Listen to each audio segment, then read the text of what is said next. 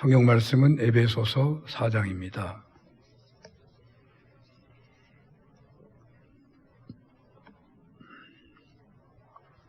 에베소서 4장 1절에서 6절 봉독하겠습니다. 에베소서 4장 1절에서 6절입니다. 그러므로 주 안에서 갇힌 내가 너희를 권하노니 너희가 부르심을 받은 일에 합당하게 행하여 모든 겸손과 온유로 하고 오래 참음으로 사랑 가운데서 서로 용납하고 평안에 매는 줄로 성령이 하나 되게 하신 것을 힘써 지키라. 몸이 하나요 성령도 한 분이시니 이와 같이 너희가 부르심의 한 소망 안에서 부르심을 받았느니라.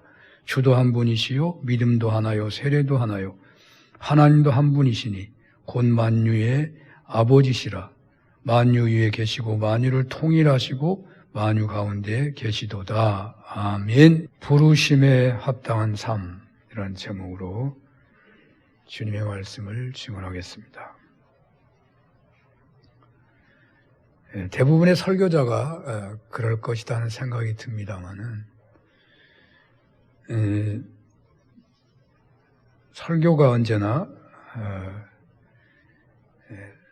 바쁜 세상을 살아가시는 바로 그렇게 예배하기 쉽지 않은 가운데서도 하나님께 예배드리는 것이 가장 귀하고 그래서 주님 전을 찾아 하나님께 영광을 돌리고 주님의 뜻을 구하는 분들에게 무슨 말씀을 드릴까 하는 목표를 가지고 설교를 준비하고 선포하지만 늘 설교하고 나서 한 주간, 두 주간 늘 지나다 보면 설교가 꼭 내 자신에게 하는 것이다. 그런 생각이 들어서 당황이 될 때도 있고 정말 다른 분들에게도 자신들에게 한 말씀이 되고 있나 그런 염려가 되는 경우도 있어요. 지지난주에 속사람을 강건케 하라는 말씀을 어느 누구보다도 나에게 한 말씀이었다 하는 생각을 떨쳐버릴 수가 없습니다. 겉사람의 강건함을 위해서 운동도 하고 뜸도 뜨고 별 행동들을 많이 하는데 속사람의 강건함을 위하여 성령님께 민감하게 순종하는 면에서 참 목회자지만 부족하구나 하는 생각을 많이 했습니다.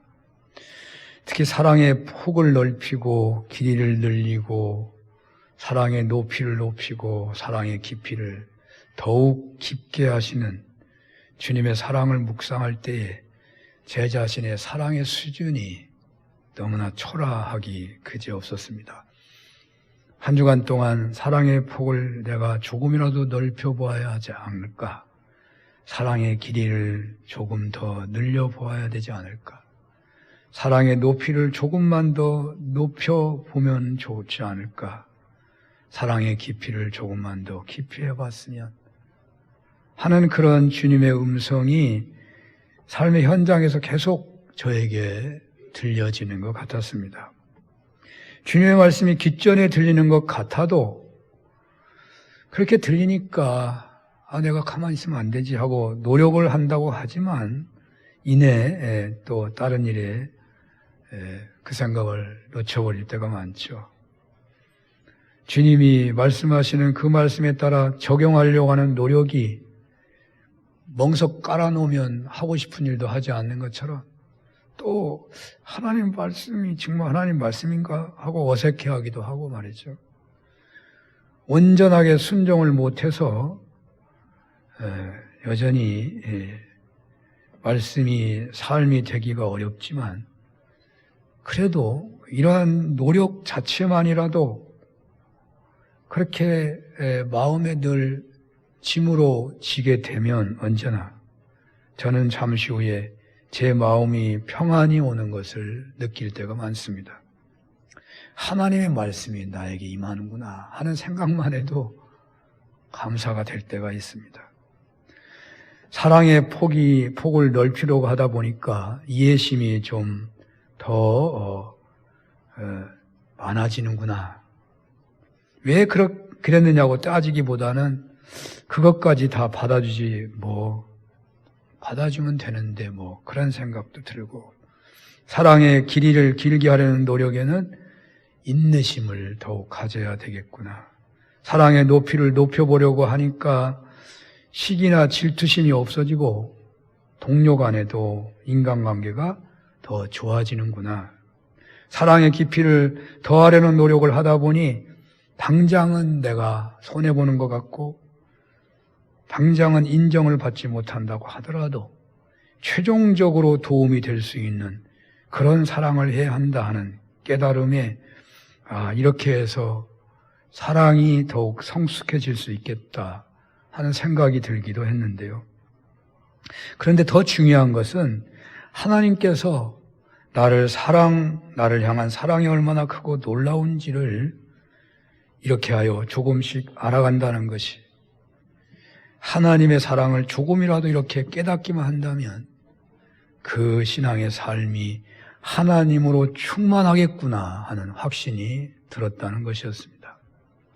자, 오늘 본문은 주님의 부르심에 합당한 삶을 살라는 말씀입니다. 주님의 부르심에 합당한 삶을 사십시오.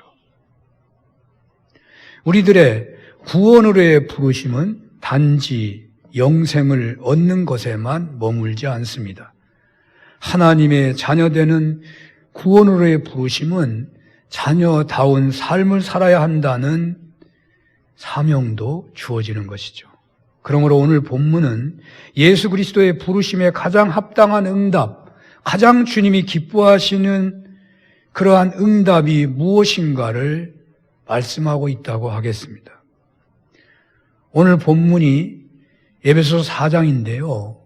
1장에서 4장까지 전체 흐름에서 본다면 3장까지는 이론적인 말씀이라면 4장부터는 실천적인 차원의 말씀이라고 보여집니다. 사실은요, 성경이 그래서 그런지 세상에서 기술을 배울 때도 이론을 배우고 실습을 하는 것이죠.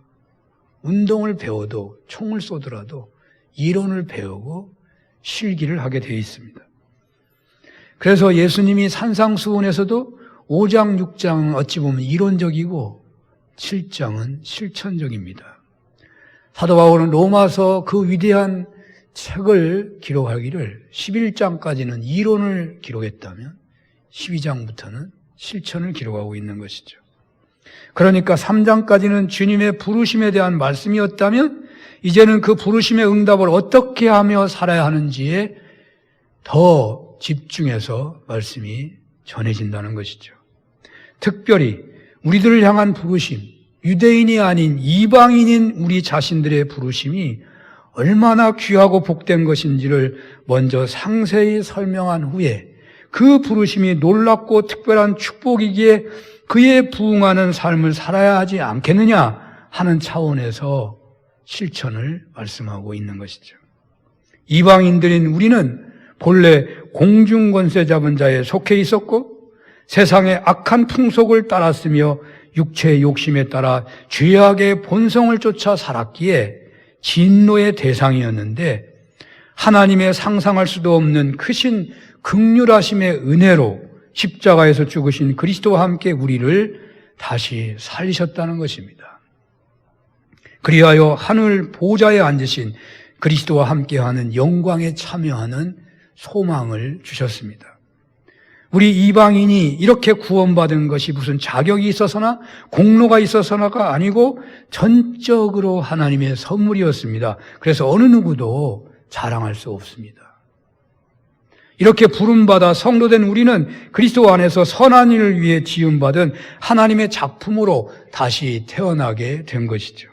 더 나아가서 이방인들은 하나님의 언약에 상관없는 자들이었는데 예수 그리스도의 십자가의 피로 인하여 하나님과 화목하게 되었고 그리하여 감히 하나님께 담대히 나아가게 되었고 하나님의 백성이 되었고 그리스도를 모퉁이 돌로 한 우주적인 교회를 세우는 일부가 되게 하셨습니다.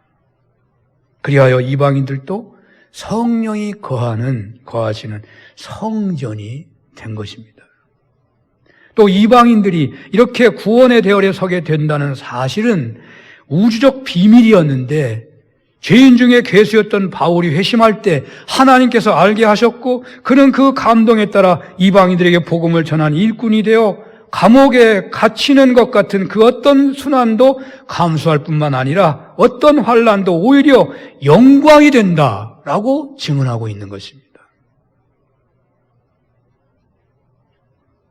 예수 그리스도에 의하여 우주적 비밀이 열리면서 하나님께 담대히 나아갈 수 있는 언약의 백성이 된 이방인인 우리로서 또 공중것에 잡은 악한 영에 속하여 진노의 대상이다가 그리스도와 함께 영광의 기업을 이을 후사하게 된 그런 우리로서는 그렇게 부름받은 이방인으로서는 그에 합당한 삶을 살아야 하지 않겠느냐라는 것입니다. 바울은 이러한 합당한 삶을 위하여 먼저 기도하기를 속사람이 강건케 되기를 구했고 그리고 사랑의 너비, 길이, 깊이, 높이가 더 나아지도록 기도하라고 했던 것입니다.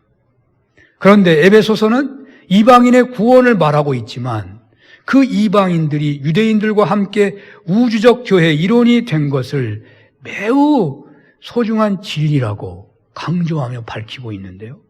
그 교회는 모든 정사와 권세와 능력과 모든 이름 위에 뛰어난 것이고 또 그 교회는 세상 모든 만물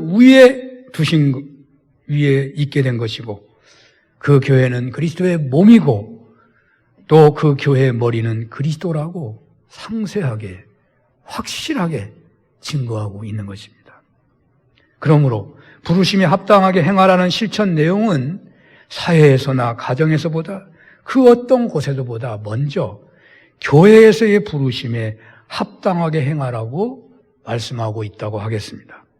에베소서는 에베소서를 강해 설교할 때 꼭 피택 장로님들을 언급하게 되는데요. 오늘 본문은 더욱 그렇습니다. 세상 그 어떤 자리보다 교회에서의 부름에 먼저 합당하게 행하라고 말씀하고 있습니다. 왜냐하면 피택 장로님들은 교회 성도님들의 모델이시고 국민의 대의기관인 국회처럼 당회의 일원이 되기 때문입니다. 교회에서 부르심에 합당하게 살 때에 교회 밖에서도 부르심에 합당하게 살게 된다는 의미가 숨어 있습니다. 저는 시골 교회에서 정말 한글 정도밖에 깨우침이 없는 사람인데도 불구하고 교회 부르심에 합당하게 몸을 바친 분들이 세상에 큰 인물 되는 경우를 많이 봤습니다. 많이 봤습니다. 세상에 큰 인물이라는 게 무슨 국가를 경영하는 것만이 인물이 아니고 그 지역사회에 어른이 되고 그 지역사회에 죽어가는 생명을 건지는데 쓰임받는 것을 많이 봤다고 말입니다. 그래서 우리는 교회 부르심에 합당하게 살아야 되고 그 부르심에 합당하게 살아갈 때 가정에서나 지역사회에서나 어디에서나 하나님 앞에 귀하게 쓰임받게 된다는 것입니다. 먼저 교회에서의 부르심에 합당하게 살라 하시며 주시는 첫 사명은 성령의 하나 되게 하신 것을 힘써 지키라는 말씀입니다. 성령의 하나 되게 하신 것을 힘써 지키라. 교회 공동체의 대표들인 당의 모임이 하나 되지 못하면 어떠한 경우에도 교회는 하나 되기 어렵습니다. 할아버지 때에 다툼이 있는 가문은 아버지 때에 다툼이 있는 가문도요, 그 다음 세대가 서로 왕래하기가 얼마나 어려운지 모릅니다. 거의 남이 돼버리더군요. 할아버지 때 다퉜는데도 남이 돼요. 저도 모르게 그렇게 되더라고. 할아버지 때에 너희 어떤 할아버지가 너희 할아버지하고 싸웠고, 그래가지고 우리가 참 어려움을 당했어. 그 말을 듣는 순간에 그 집 식구들이 다 벌어지더라고. 당회가 분파되어 있으면 그 교회 후대의 당회도 역시 하나 되기 어려운 것입니다.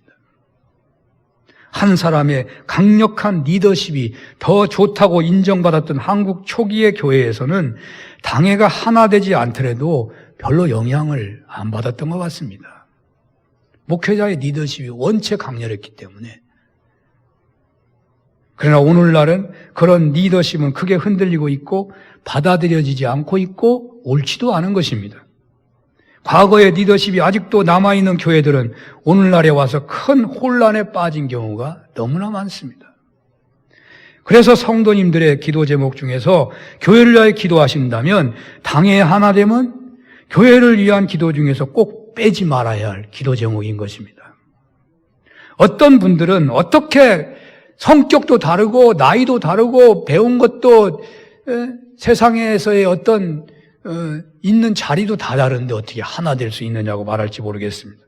제가 말씀드리는 것은 생각이 방법이 똑같이 하나 되어야 한다는 말이 아닙니다.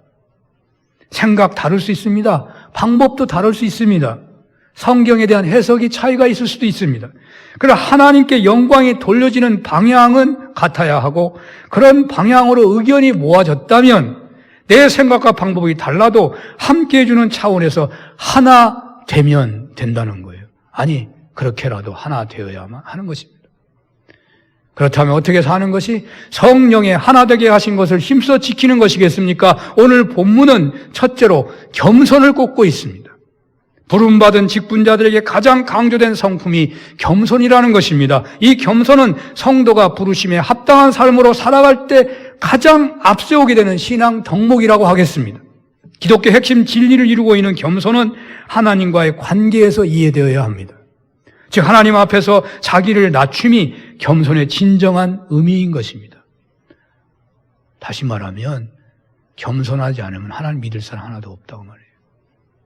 하나님 믿을 수가 없습니다. 그 진리를 받아들일 수가 없는 것입니다. 겸손의 모험은 예수 그리스도께서 보여주셨습니다. 예수님께서는 하나님과 동등되심에도 불구하고 자신을 낮추어 인간이 되셨고 죄인을 구원하기 위해 대신 십자가에 못 박혀 죽으심으로 겸손의 극치를 드러내셨습니다. 이렇게 겸손의 태도가 예수님의 어찌 보면 그리스도 되심에 결정적 역할을 한 것이죠. 이 겸손의 태도가 그런데 무시될 때에는요, 예수님, 겸손의 상징되는 예수님이 친히 세우신 제자 공동체도 큰 진통을 겪을 수밖에 없는 것이죠. 우리 마태복음 20장 20절에서 24절을 한번 볼까요? 마태복음 20장 20절에서 24절 다 같이 보겠습니다. 화면에 나옵니다. 시작. 그때 세베대의 아들의 어머니가 그 아들들을 데리고 예수께 와서 절하며 무엇을 구하니 예수께서 이르시되 무엇을 원하느냐 이르되 나의 이 두 아들을 주의 나라에서 하나는 주의 우편에 하나는 주의 좌편에 앉게 명하소서. 예수께서 대답하여 이르시되 너희는 너희가 구하는 것을 알지 못하는도다. 내가 마시려는 잔을 너희가 마실 수 있느냐? 그들이 말하되 할 수 있나이다. 이르시되 너희가 과연 내 잔을 마시려니와 내 좌우편에 앉는 것은 내가 주는 것이 아니라 내 아버지께서 너희를 위하여 예비하셨든지 그들이 앉을 것이니라. 10 제자가 듣고 그 두 형제에 대하여 분이 여기거늘. 어찌 제자들 간에 스승 앞에서 그리스도 앞에서 분이 여길 수 있나요? 부모 앞에서 형제들이 분이 여기는 경우가 있는 것처럼 자녀들이 그러는 것처럼 예수님의 제자들이 서로 간에 분이 여기고 있어요. 그 이유는 서로가 높은 자리를 차지하려고 했기 때문입니다. 예수님을 따르고 있는 제자들의 모임도 그 분열의 원인은 서로가 상대보다 높아지려는 데 있었습니다. 그러므로 사랑하는 성도 여러분, 우리는 이 말씀을 통해 분명히 알아야 합니다. 교회의 진정한 이론이 되는 것은 오직 겸손의 문을 통과해서 발을 들여 놓아야 할 때에만 가능하다는 것입니다. 겸손의 문을 통과해서 발을 들여 놓아야 할 때야만 교회의 새 가족들도 그 교회의 한 이론이 될 수 있다는 말이에요. 아무리 뛰어난 신앙인이라 하더라도 새로 교회에 오면요, 모든 게 달라요. 그 다른 것을 겸손하게 수용하지 못하면요, 어느 것도 자기 마음에 안 들어요. 다 진리가 아닌 것 같아. 다 자기 마음이니까. 그럼 절대로 그 교회 안에 한 가족이 되기 어려운 거예요. 자주 말씀합니다마는 어거스틴은 성도된 덕목에 관해 첫째도 겸손, 둘째도 겸손, 셋째도 겸손이라고 말했습니다. 베드로 사도도 이렇게 말했죠. 베드로전서 5장 5절을 한번 봅니다. 젊은 자들아, 이와 같이 장로들에게 순종하고 다 서로 겸손으로 허리를 동이라. 하나님은 교만한 자를 대적하시되 겸손한 자들에게는 은혜를 주시느니라. 아멘. 겸손으로 허리를 동여야 하겠습니다. 이렇게 겸손함으로 성령의 하나 되게 하시는 역사에 쓰임 받으시고 그리하여 교회로 하여금 교회되게 하시는 역할을 감당하시고 주님께로부터 베푸시는 은혜가 충만한 삶이 되시기를 축원합니다. 둘째로 성령의 하나 되게 하시는 것을 힘써 지키는 은혜 안에 거하기 위하여 우리 부름받은 성도들은, 특별히 피택 장로님들은 어떻게 해야 되겠습니까? 본문은 온유하라고 하십니다. 온유해야 한다. 이 온유는 그 유명한 사랑장인 고린도전서 13장에 나오는 사랑의 대표적인 특성이죠. 사랑장의 그 사랑의 내용은 사도 바울의 신앙이 최절정에 있을 때 나온 고백이라고 볼 수 있습니다. 사랑은 오래 참고 온유하고, 또 이 온유는요, 갈라디아서 5장에 나오는 성령의 열매, 9가지 열매 중에 하나예요. 그것만이 아니잖아요. 예수님의 산상수훈의 그 8가지 중에 하나가 온유함에 있어요. 온유함. 이 온유함은 약함으로 인한 온순함을 의미하지 않아요. 강함이 온전히 절제가 될 때에 나타나는 부드러움을 의미할 수 있습니다. 이 온유는 부름받은 성도의 필수적인 덕목이 되는 거예요. 예수 그리스도는 천지를 창조하신 하나님과 동일 본체로서 전능한 분이면서도 온유하셔서 온 인류의 구원을 위하여 빌라도에게 당신의 한갓 피조물에 불과한 빌라도에게 수모를 당하셨지만 온유하게 재판을 받으시고 십자가를 지신 것입니다. 예수님이 온유하시지 않으셨다면 그리스도가 될 수 없었다는 말이에요. 또한 하나님께서는 심판의 능력과 권세를 가지시면서도 온유하셔서 우리 죄인들을 오래오래 참음으로, 오래 참으시는 중에 구원으로 인도하신 거예요.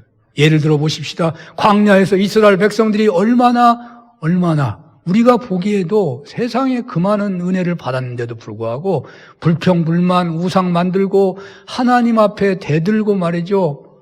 그런 행동을 어떻게 합니까? 그런 백성이 구원받을 수 있나요? 하나님은 온유하시기 때문에. 하나님은 온유하시기 때문에 그들을 구원의 길로 끝까지 인도하시는 거예요. 이처럼 하나님께서 온유하심으로 우리를 대하시기에 구원받은 우리들은 우리의 이웃을 향해 동일한 온유함으로, 교회 공동체 안에서 동일한 온유함으로, 가정에서도 동일한 온유함으로, 믿는 자로 세워주신 그 뜻에 합당한 삶을 살아야 되는 것이 아니겠습니까? 로이드 존스는 온유함을 설명을 이렇게 합니다. 제가 산상수훈의 설교를 계속하고 있는데 가장 도움을 받고 있는 분이 로이드 존스예요. 그분의 산상수훈 설교책을 앞에 두고서 설교하고 있는 거예요. 그분은 온유함을 이렇게 설명합니다.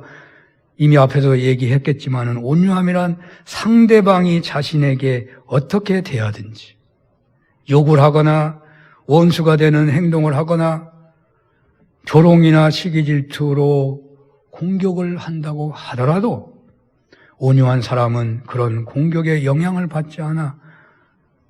그러니까 영향을 받아가지고 분노하거나 보복하거나 상처를 받았으니 상처를 주거나 하지 않고, 그러한 공격이 있는데도, 그런 상처를 주는데도 흔들림이 없이 주님 말씀대로 행하며 평안을 누리며 사는 사람이 온유한 자라는 것입니다.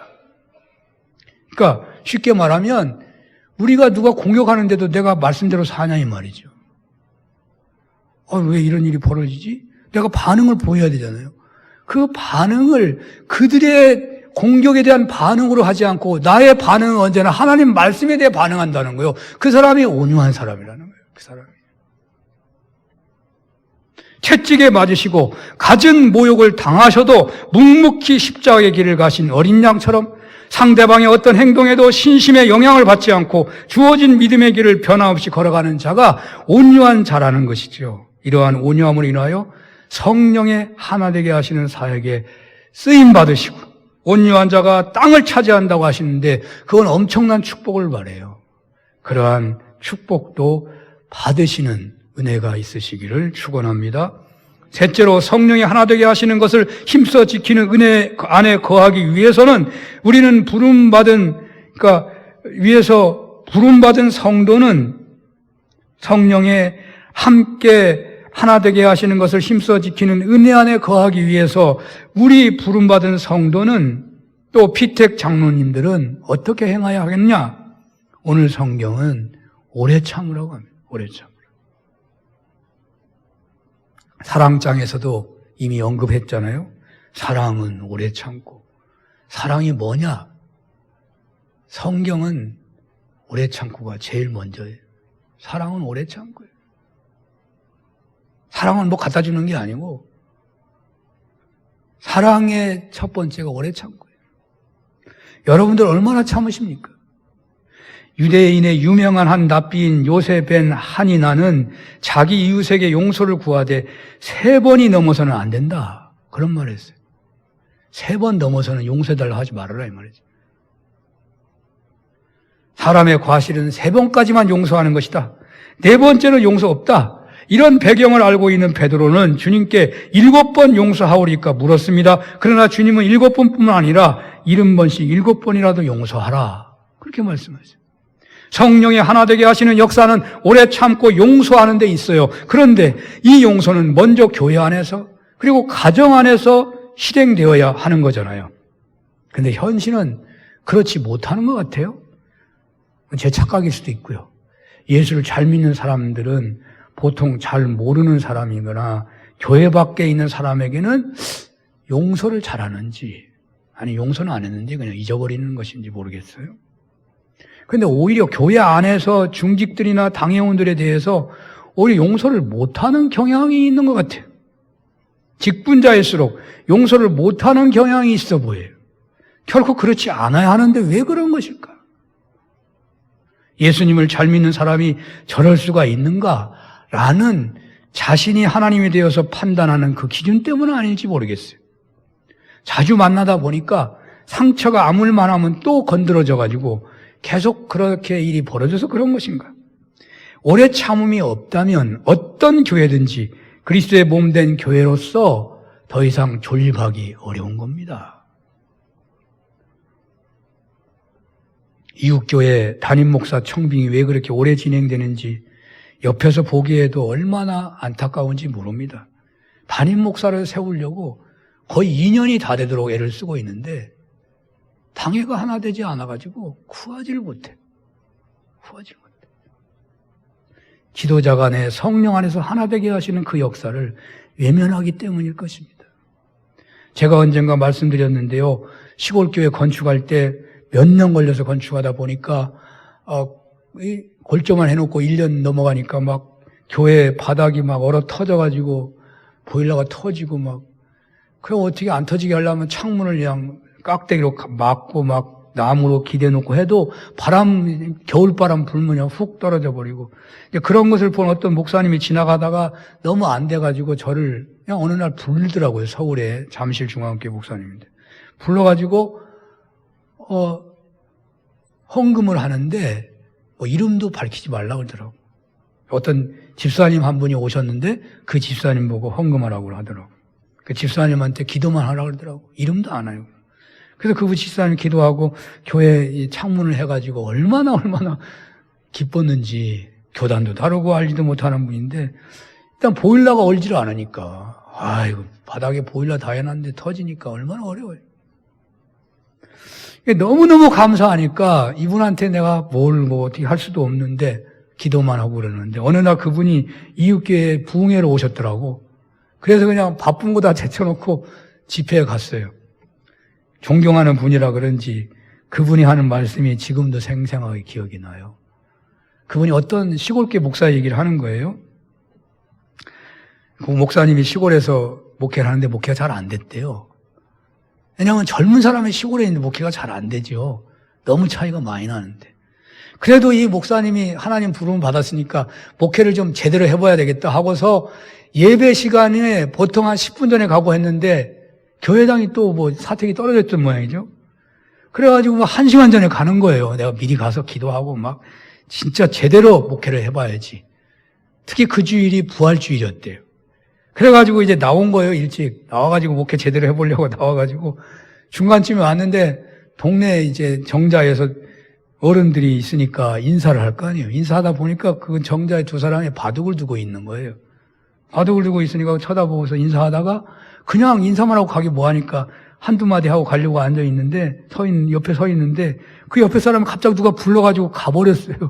갑자기 불러서 가니까 여기 앉으라고 좀 잠깐만 있다 가라고. 그러니까 어른이 잠깐만 있다 가라는데 그냥 가기도 뭐하고 내가 이렇게 일찍 나왔으니까 잠깐 있어도 되겠지 하고 이렇게 딱딱 하고 있다 보는데 예배 시간이 지나버린 거예요. 교회에서는 그냥 준비 찬송하고 10분 기다려도 안 오는 애. 10분은 기다리잖아요. 20분 기다려도 안 오네. 그러니까 교회가 장로님이 난리 났네. 장로님이 그냥 목사님 앞에 가는 거예요. 가다 보니까 세상에 바둑을 두고 있네. 장로님이 얼마나 놀라서 목사님 불렀겠어요. 장로님의 목소리에 목사님이 더 놀란 거죠.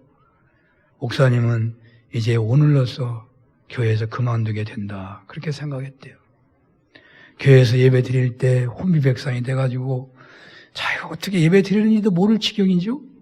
그런데 그 사건을 장로님이 일체 발설을 하지 않으셨고 그것에 감동받은 목사님은 새롭게 마음을 잡고 목회를 해서 그 교회가 정말 훌륭한 교회가 됐다는 얘기예요. 실화예요, 실화. 그 장로님이 그 목회자의 불성실을 참기가 얼마나 어려웠겠습니까? 그 참기 어려운 거예요. 일반 평신도가 그래도 그냥 가만히 있지 않을 판인데 목사가 그러니. 그러나 또 돌아보면다면 목회자가 일부러 거기 앉은 건 아니고 그래도 전도다 하려고 노인들하고 친해지려고 잠깐 앉았는데 내가 일찍 왔다는 그 착각 때문에 시간 가는 것을 깜짝하고 마는 거죠. 그러나 뭐 잘한 게 아니고 교회 그만둬도 할 말이 없는 거죠. 그러나 장로님의 오래 참음은 훌륭한 목회자를 양성하는데 결정적 역할을 하고 교회를 정말 좋은 교회 만든 거 아니겠어요? 그렇게 안 했다고 해서 뭐 장로님 잘못했다고 할 수는 없겠죠. 오래 참음이 없이는, 오래 참아 용서함이 없이는 성령의 하나 되게 하시는 것을 지킬 수가 없다는 거예요. 왜? 사람은 다 허물이 있어요. 허물이 없는 사람 어디 있어요? 왜 가운을 입느냐고 누가 그러더라고. 허물이 많아서 있는 거예요. 허물이 많아서.